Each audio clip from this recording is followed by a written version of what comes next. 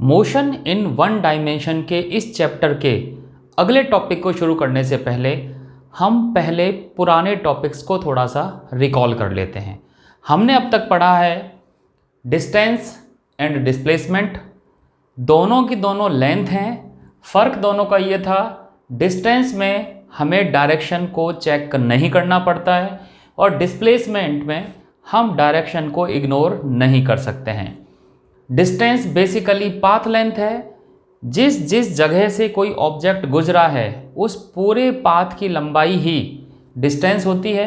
लेकिन डिस्प्लेसमेंट में हमें ये चेक करना पड़ता है कि ऑब्जेक्ट आगे जा रहा है या पीछे जा रहा है।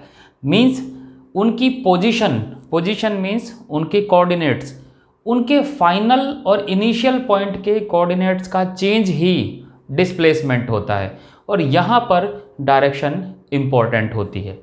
उसके बाद हमने पोजीशन टाइम ग्राफ देखे थे, जो कि पोजीशन है x और टाइम है t, इसमें बनाए हुए ग्राफ थे।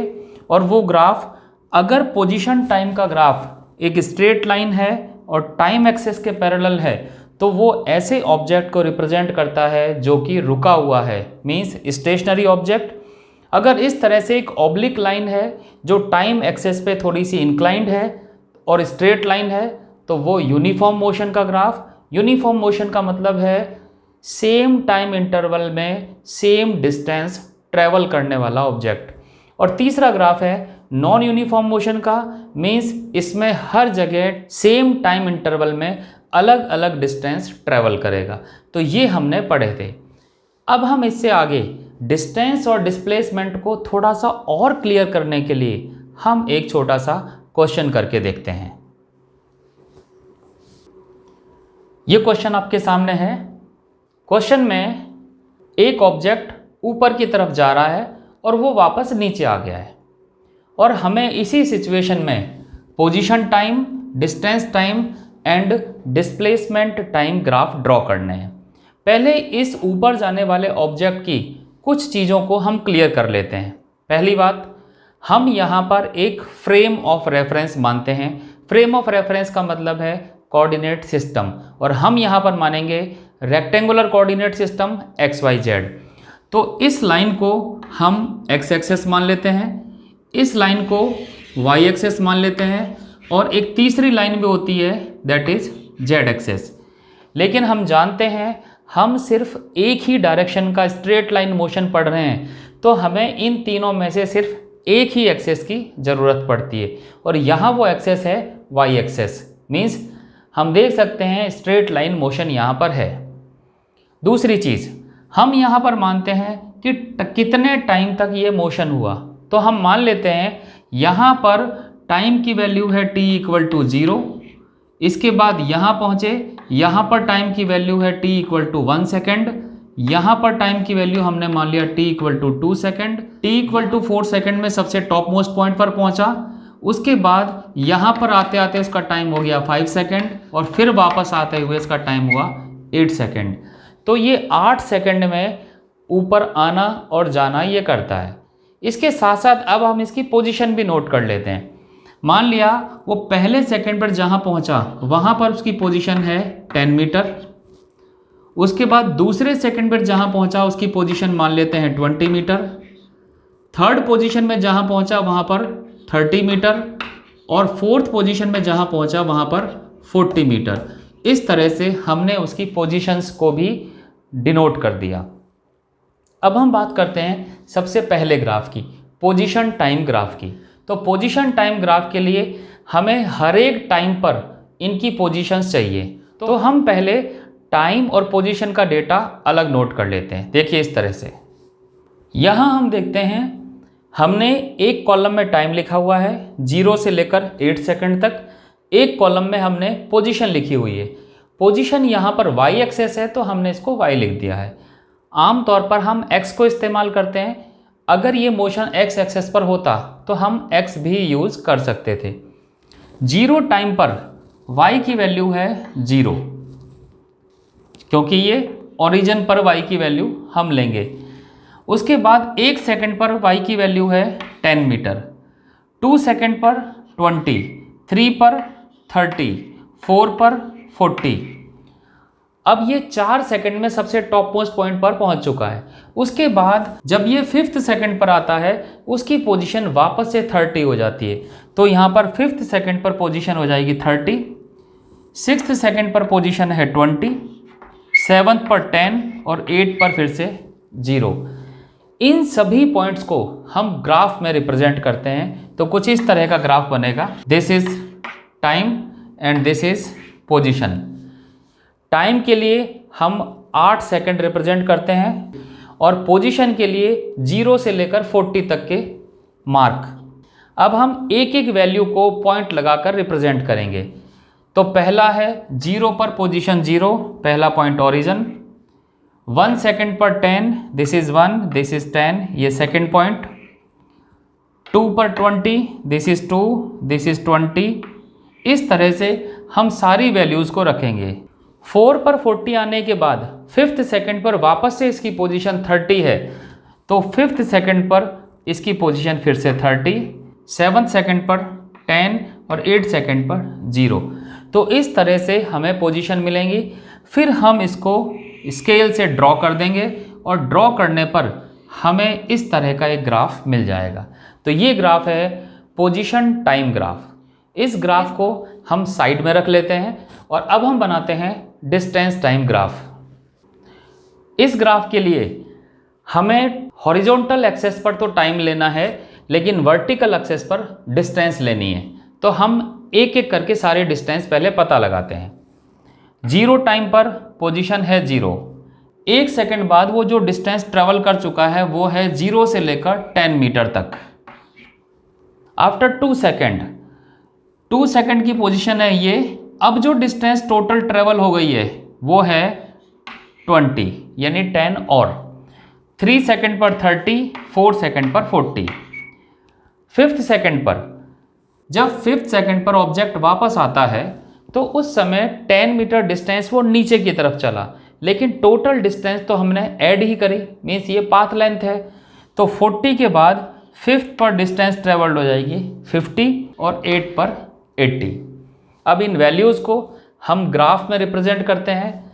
तो टाइम एक्सेस पर उसी तरह से हम पहले की तरह सारे पॉइंट्स लगा देते हैं। डिस्टेंस एक्सेस पर 0 से लेकर 80 तक के मार्क हमें लगाने पड़ेंगे और हम देख सकते हैं हर सेकंड पर इसकी वैल्यू बढ़ती हुई है। तो ये ग्राफ 1 सेकंड पर, 2 पर, 3 पर, 4 पर, 5 पर, इस तरह से सारे पॉइंट लगातार बढ़ते हुए आएंगे और जब हम इनको मिलाएंगे तो ये डिस्टेंस टाइम ग्राफ आएगा। आपको याद होगा हमने पहले भी कहा था डिस्टेंस हमेशा इंक्रीज ही होती है। तो हम ग्राफ में भी देख सकते हैं हर वैल्यू पहले वाली वैल्यू से ज़्यादा है, वो इंक्रीज ही होगी। इस ग्राफ को भी हम साइड में रख लेते हैं और अब बनाते हैं हम डिस्प्लेसमेंट टाइम ग्राफ। इस ग्राफ के लिए टाइम के साथ साथ अब हमें डिस्प्लेसमेंट की वैल्यू पता लगानी होगी। डिस्प्लेसमेंट क्या है? Change in position. 0 टाइम पर पोजीशन है y, 1 टाइम पर पोजीशन है 10 मीटर की, इन दोनों का चेंज आएगा 10। After 2 second position is 20, change in position is 20। 3 second के बाद 30 एंड 4 सेकेंड के बाद 40। बट एट 5 सेकेंड ऑब्जेक्ट नीचे आ गया है और इस समय एक पोजीशन है 30 और एक पोजीशन है 0 और चेंज इन पोजीशन हो जाएगा फिर से 30। तो हम यहाँ देख सकते हैं डिस्टेंस और डिस्प्लेसमेंट का डिफरेंस हमें पता लग रहा है। 6 सेकेंड पर वो और नीचे आ गया, पोजीशन आ जाएगी 20, 7th सेकेंड पर 10 और 8 सेकेंड पर 0। हम देख सकते हैं ये बिल्कुल उसी तरह से है जैसे हमारा पहले ग्राफ के डेटा थे, यानी पोजीशन का चेंज। इस ग्राफ को जब ड्रॉ करेंगे तो पहले की तरह ही ये ग्राफ भी इस तरह से बन जाएगा। अब हम उन दोनों ग्राफ को और इसको कंपेयर करके देख सकते हैं।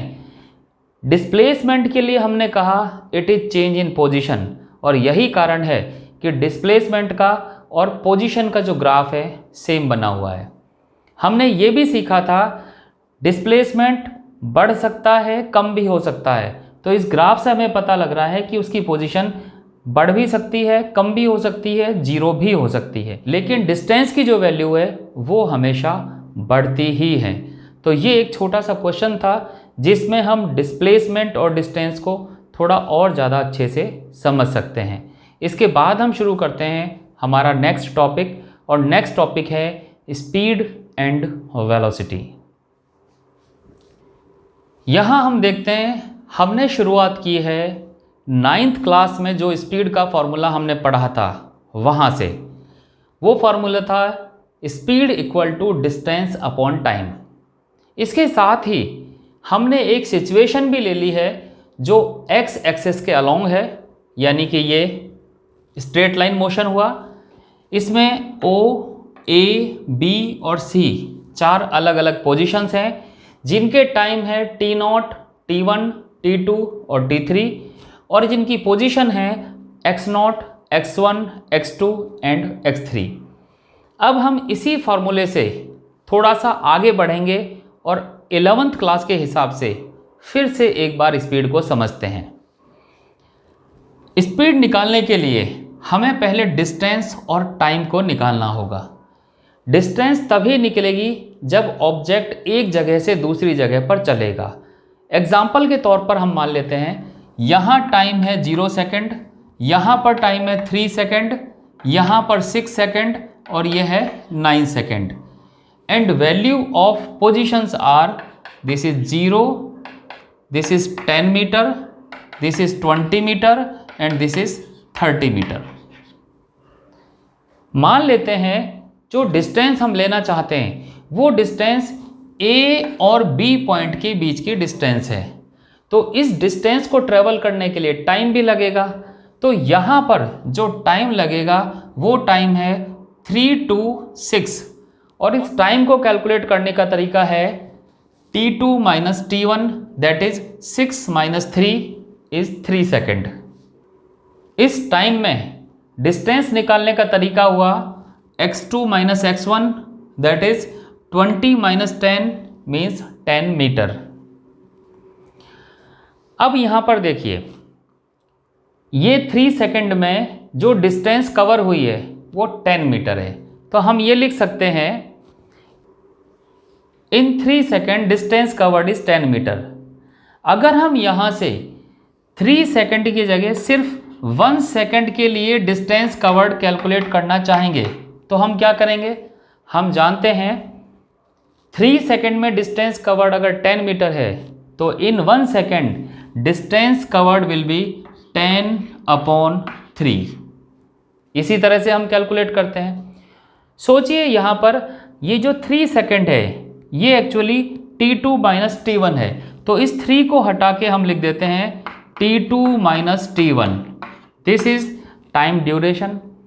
जो 10 मीटर है उसकी जगह हम लिख देते हैं x2 minus x1। यहाँ पर भी लिखने का तरीका बदल जाएगा, 10 की जगह x2 minus x1, 3 की जगह t2 minus t1।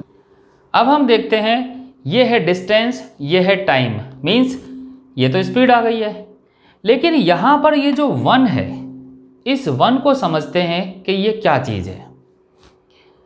अगर हम मार्केट में जाते हैं तो वहाँ पर हम बहुत सारे सामान हमारे सामने होते हैं जिनको हम परचेज करते हैं।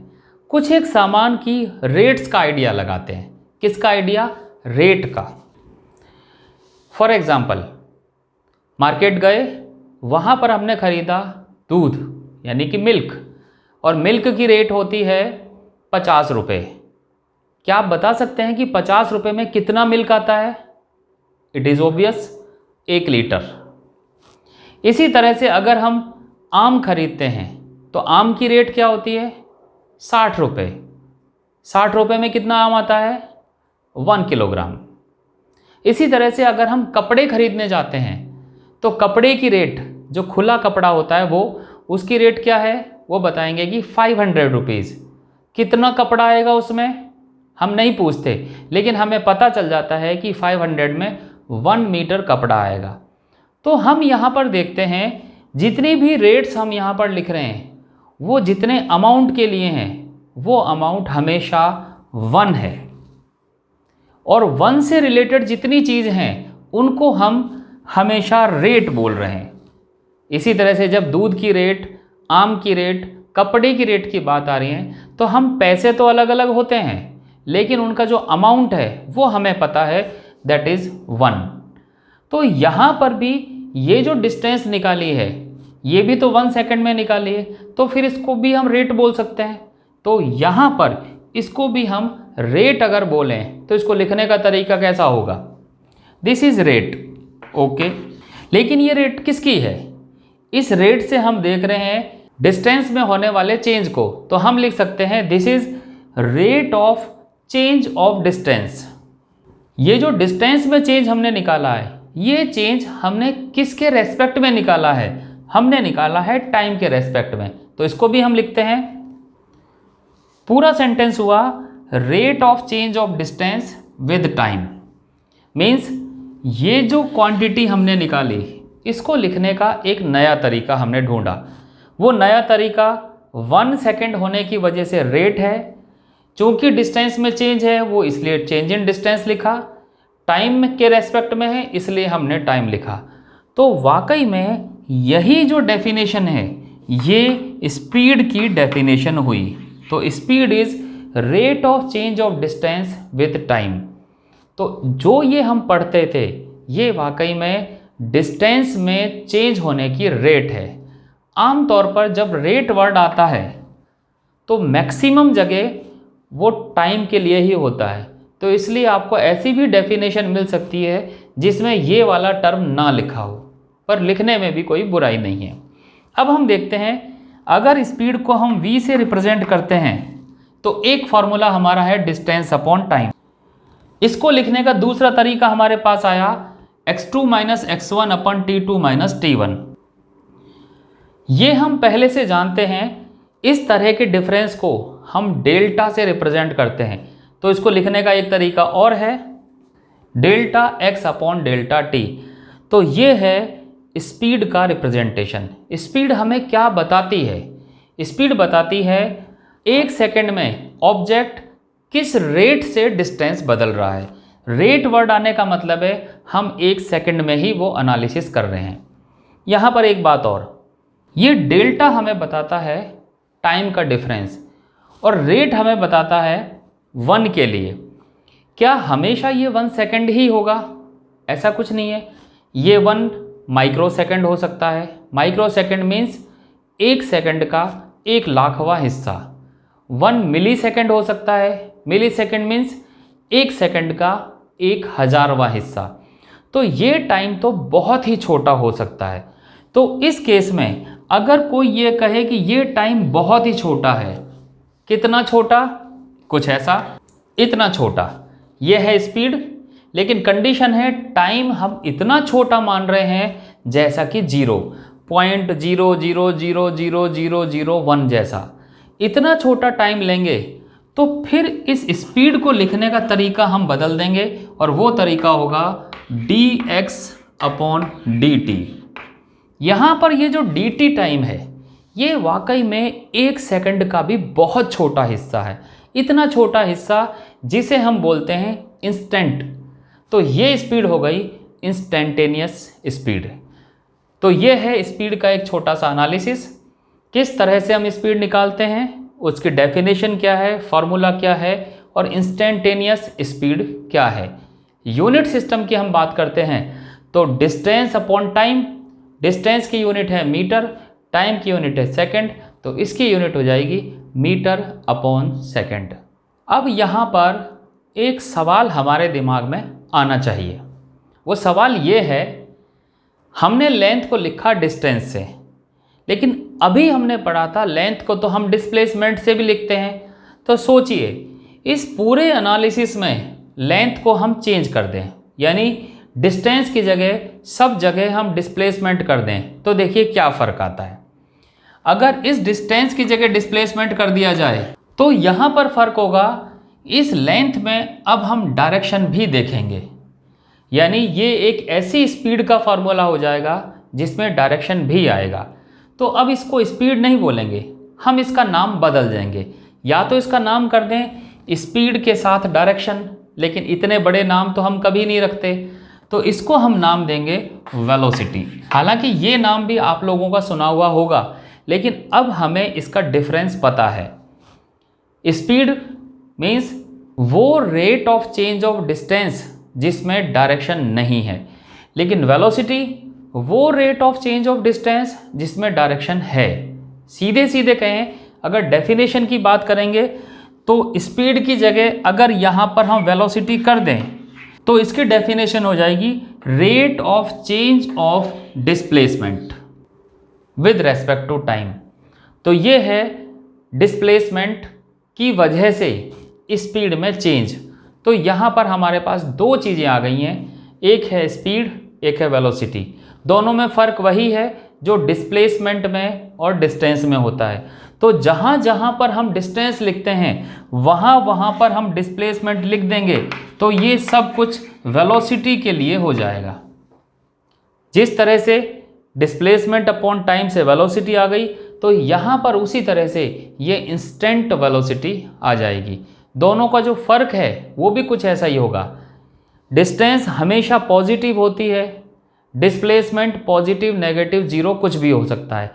सेम इसी तरह से स्पीड हमेशा पॉजिटिव होगी, लेकिन वेलोसिटी वो जीरो, पॉजिटिव या नेगेटिव कुछ भी हो सकती है। तो ये था स्पीड और वेलोसिटी का एक एनालिसिस। अब हम बात करते हैं average speed and average velocity की। आमतौर पर हम एवरेज कब निकालते हैं? जब हमारे पास क्वांटिटीज़ ज़्यादा हों और हम उनकी किसी एक कॉमन वैल्यू पर उनको लाना चाहें, तब हम एवरेज निकालते हैं। तो अगर हमारे पास बहुत सारी स्पीड होती तो सिंपली एवरेज करने का तरीका क्या होता? अगर हमारे पास 5 अलग अलग स्पीड हैं, V1, V2, V3, V4, V5, तो एवरेज निकालने का तरीका होगा V1 plus V2 plus V3 plus V4 plus V5 upon 5।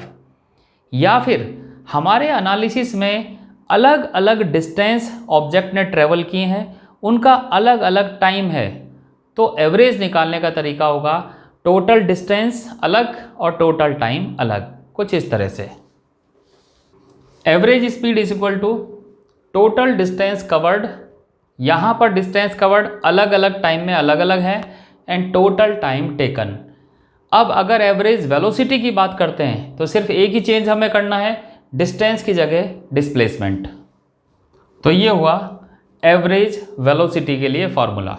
इनको और अधिक हम तब समझेंगे जब हम इससे रिलेटेड न्यूमेरिकल करेंगे, लेकिन न्यूमेरिकल करने से पहले हम स्पीड और वेलोसिटी का एक पार्ट और पढ़ लेते हैं। जिस तरह से डिस्टेंस और डिस्प्लेसमेंट में हमने ग्राफिकल एनालिसिस किया था, तो हमने एक बात कही थी, यहाँ हर चीज़ को ग्राफ से रिप्रेजेंट करते हैं। तो इसका मतलब है वेलोसिटी, एवरेज वेलोसिटी और स्पीड को भी हम ग्राफ में रिप्रेजेंट कर सकते हैं। तो हम ये देखते हैं ग्राफ में इनका एनालिसिस किस तरह से करते हैं।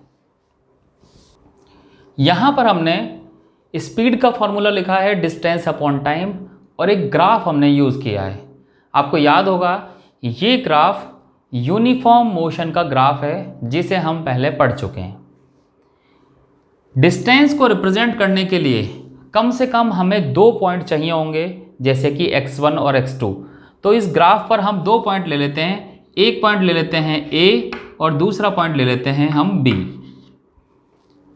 इस A की पोजीशन को मान लेते हैं दिस इज x1, और B की पोजीशन को मान लेते हैं दिस इज x2। और इन दोनों से अगर डिस्टेंस कैलकुलेट करेंगे तो वो डिस्टेंस आ जाएगी x2 माइनस x1। और ग्राफ में x2 माइनस x1 कहाँ है वो देखते हैं।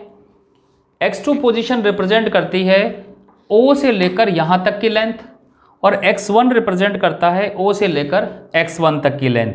तो इस पूरी लेंथ में से नीचे वाली लेंथ को सब्ट्रैक्ट करेंगे तो सिर्फ इतना पार्ट बचेगा, मीन्स ये पार्ट है x2 माइनस x1। अब बात करते हैं टाइम की। A पॉइंट पर टाइम कितना है, दिस इज t1, और B पॉइंट के लिए टाइम है दिस इज t2। अब देखते हैं यहाँ पर टाइम का डिफरेंस कितना हुआ, t2 माइनस t1। और t2 माइनस t1 ग्राफ में कहाँ पर है, तो हम देखते हैं ये जो लेंथ है ये t2 माइनस t1 को रिप्रेजेंट कर रही है। कैसे? t2 टाइम O से लेकर t2 तक के टाइम को रिप्रेजेंट करता है और t1 वाला टाइम O से t1 तक के टाइम को रिप्रेजेंट करता है। तो टोटल टाइम में से t1 को सब्ट्रैक्ट करेंगे तो बीच वाला पोर्शन बच जाएगा। अब हमें इस ग्राफ से x2 minus x1 upon t2 minus t1 निकालना है। अब इसको देखिए कैसे निकालते हैं। इन पॉइंट से जितने परपेंडिकुलर हम ड्रॉप कर सकते हैं दोनों एक्सेस पर, हम वो करते हैं।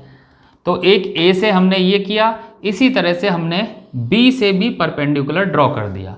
हम देखते हैं x2 माइनस x1 के बराबर लेंथ कहाँ पर है। अगर यहाँ पर एक ट्राइंगल मान लिया जाए तो ये वाली जो डिस्टेंस है this is x2 minus x1, और इसी तरह से नीचे वाली जो डिस्टेंस है ये है t2 माइनस t1। अगर हम इस ग्राफ से स्पीड निकालना चाहते हैं तो हमें इस लेंथ को, मान लेते हैं इस पॉइंट का नाम C है, तो हमें BC को AC से डिवाइड करना है। और BC को AC से डिवाइड हम कब कर सकते हैं? जब इस ट्राइंगल में इसको परपेंडिकुलर बोलें, इसको बेस बोलें, और अगर ये वाला एंगल थीटा होता तो हम tan थीटा कैलकुलेट करते हैं।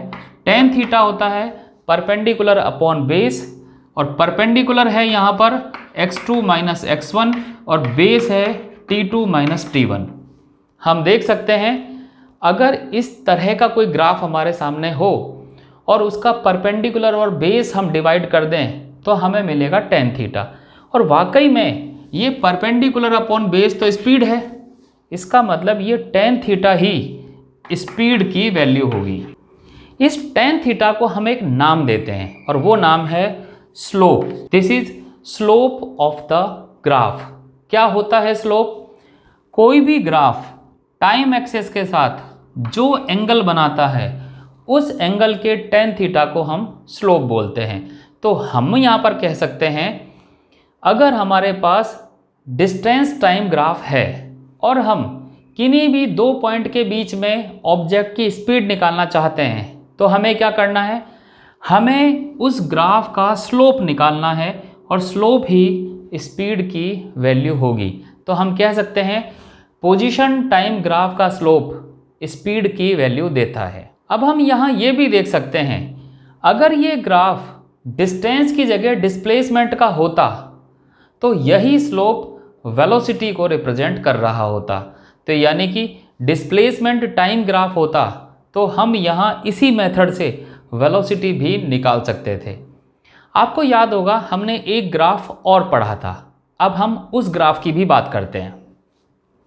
यह है वो ग्राफ, पोजीशन टाइम ग्राफ है, और ये ग्राफ एक स्ट्रेट लाइन बनी हुई है जो टाइम एक्सेस के पैरेलल हो।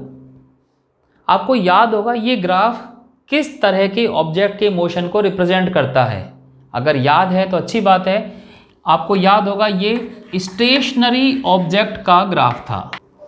स्टेशनरी मीन्स रुका हुआ ऑब्जेक्ट। सोचिए रुके हुए ऑब्जेक्ट की स्पीड कितनी आती है? 0। अब हम इसी मेथड से यहाँ स्पीड निकाल के देखते हैं। देखिए जैसे 2 पॉइंट हमने यहाँ माने ऐसे ही 2 पॉइंट हम यहाँ मान लेते हैं। फिर हमने इन दोनों पॉइंट से परपेंडिकुलर ड्रॉ किए। तो A से टाइम एक्सेस के परपेंडिकुलर ये t1, B से टाइम एक्सेस के परपेंडिकुलर ये t2, A से पोजीशन एक्सेस पर perpendicular this is x1, B से दिस इज x2। यहाँ ध्यान देने की बात यह है x1 और x2 के लिए पॉइंट सेम है।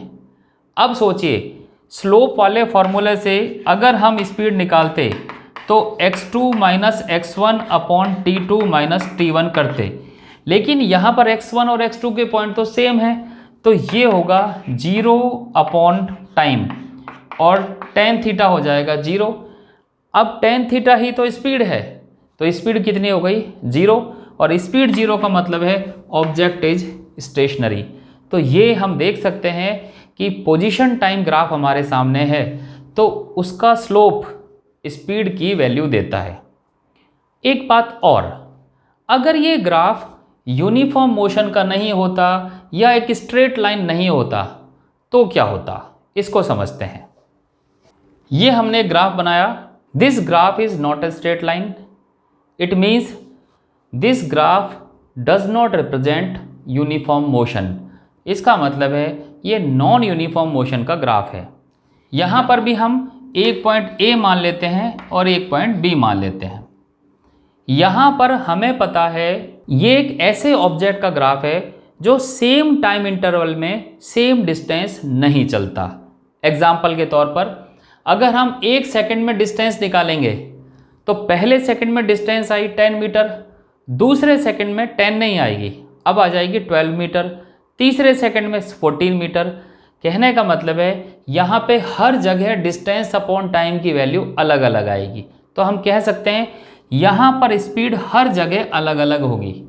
तो अगर स्पीड ही अलग अलग है तो अगर हम यहाँ से फिर से परपेंडिकुलर ड्रॉ कर दें और एक पहले की तरह एक ट्राइंगल बना दें, तो यहाँ ए बी के साथ जो एंगल होगा थीटा वो भी हम निकाल लें, तो tan theta is equal to B C upon A सी।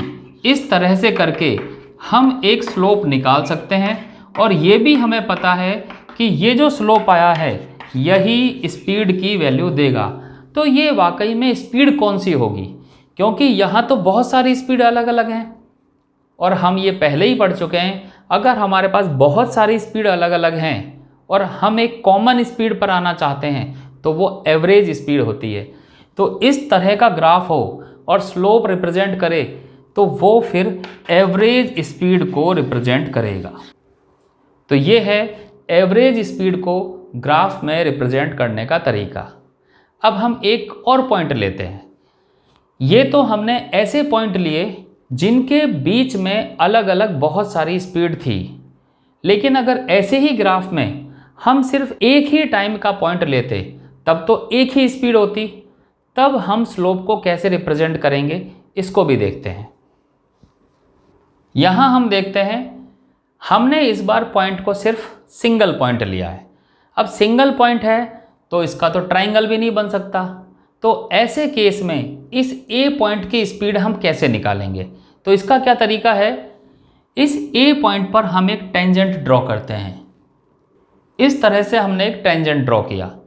उस टेंजेंट का टाइम एक्सेस पर इंटरसेक्शन कहाँ हुआ है वो पता लगाया और वहाँ पर इस एंगल को हमने मेज़र किया। तो इस तरह से ये एंगल इस ए पॉइंट का स्लोप हुआ। अगर हम यहाँ पर पॉइंट बदलते, मान लिया ए की जगह पॉइंट हम यहाँ लेते, दिस इज़ बी, तो इस पॉइंट पर जो स्लोप बनता वो स्लोप कुछ अलग बनता और उसके लिए एंगल भी अलग बनता। अगर हम ए पॉइंट या बी पॉइंट पर स्पीड निकालना चाहते हैं तो ए पॉइंट के लिए स्लोप है tan थीटा, तो ये वाकई में ए पॉइंट पर स्पीड हो जाएगी। और अगर हम बी पॉइंट पर स्पीड निकालना चाहते हैं तो बी पॉइंट का स्लोप हम लेंगे और वो हो जाएगा tan फाई और ये स्पीड हो जाएगी बी पॉइंट पर। अब हम यहाँ देख सकते हैं यहाँ पर जो टाइम हमने लिया है वो टाइम, दो टाइम का डिफरेंस तो हो सकता है, लेकिन अगर वो डिफरेंस हुआ तो दोनों टाइम बिल्कुल इसी पॉइंट पर होंगे, यानी टाइम का डिफरेंस बहुत ही छोटा होगा। और बहुत छोटे टाइम को हम लिखते हैं dt से, और वहाँ जो स्पीड होती है वो होती है इंस्टेंटेनियस स्पीड। तो ये जो तरीका हुआ, किसी एक पॉइंट पर टेंजेंट बनाकर स्लोप बनाते हैं और वहाँ से स्पीड निकालते हैं, तो ये हो जाएगा इंस्टेंटेनियस स्पीड निकालने का तरीका। तो ये था speed, instantaneous speed, average speed के लिए ग्राफिकल रिप्रेजेंटेशन। और यही रिप्रेजेंटेशन वेलोसिटी के लिए भी हो जाएगा। फ़र्क सिर्फ इतना है, वहाँ पर डिस्टेंस की जगह डिस्प्लेसमेंट आ जाएगा।